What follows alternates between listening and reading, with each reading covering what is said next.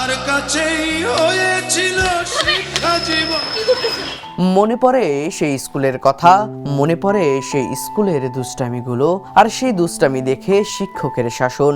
মনে কি পড়ে শিক্ষকের সম্মানে মাথা নোয়াবার সেই মধুর স্মৃতি। সে সময় শিক্ষকের শাসনের সঙ্গে মিশে থাকতো আদর আর ভালোবাসা। সেসব যেন এখন কোথায় হারিয়ে গেল। তবে 90 দশক কিংবা তারও আগের শিক্ষক ও ছাত্ররা জেমসের স্যার গান শুনে এখনো হয়তো ফেলে চোখের জল। সেসব তো এখন দূর কি বাত। এখন নেই শিক্ষকের শাসন, সেই সঙ্গে কমেছে শিক্ষকের প্রতি সম্মান, যার জলজ্যান্ত উদাহরণ উঠে আসে সমসাময়িক নানান বিতর্কিত ঘটনায়। কোথাও শিক্ষক হেনস্থা, কোথাও শিক্ষকদের মাঝে গ্রুপিং, কোথাও শিক্ষকরা নিজেরাই দিচ্ছেন ফাঁকি। এমন নানান ঘটনাকে উপজীব্য করে নির্মাতা আদিফ হাসানের পরিচালনায় নির্মিত হচ্ছে শিক্ষা সফর নামের নাটক। আর এই নাটকে প্রথমবারের মতো জুটি বেঁধেছেন সময়ের আলোচিত অভিনেতা রাশেদ সীমান্ত ও অভিনেত্রী শায়লা সাথী। কনকনে শীতের এক দুপুরে আশুলিয়ার এক স্কুলে হয়ে গেল সেই নাটকের শুটিং। সেই শুটিংয়ে হাজির হয় দ্য নিউজ টিম। আর এরপরেই নাটকটি নির্মাতা ও কলাকুশলীদের কাছে জানতে চাওয়া হয় নাটকটি নিয়ে। আজকে আমার এই পৃথিবীর অনেক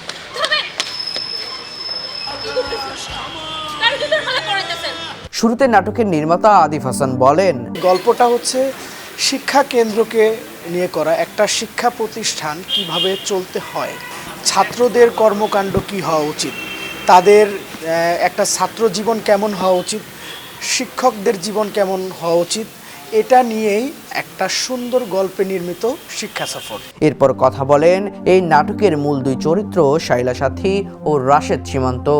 আমরা শিক্ষার্থীরা কিছু হলেই উশৃঙ্খল হয়ে যাচ্ছি। তারপর শিক্ষকদের উপরে যে আমাদের বিভিন্ন সময় এই চলে যে বয়কট, এই শিক্ষক বয়কট, ওইটা বয়কট, এই যে উশৃঙ্খলতা, এটার বিরুদ্ধে আর কি একটা মেসেজ দেওয়ার জন্য এই নাটকটা। হেড স্যারের মেয়ে হওয়ার কারণে আমার অনেক পাওয়ার আছে, সো দ্যাট আমি পাওয়ারের অনেক অ্যাডভান্টেজ নেওয়ার চেষ্টা করি। তো স্যার এসে আর কি আমাকে কিছু জায়গায় শুধরে দিবে। আসলে এই গল্পটা আনন্দনীয় করছে এই কারণেই, কারণ এই আমি যে ক্যারেক্টারটা করছি মামুন স্যার, তো মামুন স্যার এমন একটা চরিত্র যে চরিত্রটা আসলে শুধু শিক্ষার্থীদের ডাক্তার, ইঞ্জিনিয়ার, উকিল, ব্যারিস্টার, পুলিশ বা বড় বড় চাকরিজীবী হতেই বলে না।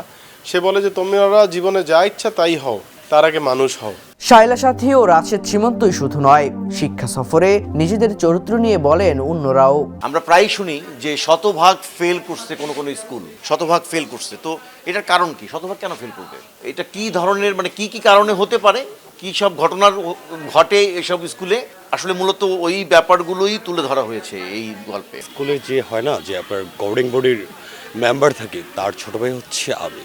আমার ক্যারেক্টারটা খুব ইন্টারেস্টিং একটা ক্যারেক্টার। খুব দ্রুতই একটি বেসরকারি টিভি চ্যানেলে শিক্ষা সফর দর্শকরা দেখতে পাবেন। আর এরপরে এটি ইউটিউবে আসবে বলে জানান নাটক সংশ্লিষ্টরা। তোমার সাথে যেই কাজটা করছে, তুমি হেডমাস্টারের মাইয়া। দেবরায় দীপ্ত, দ্য নিউজ।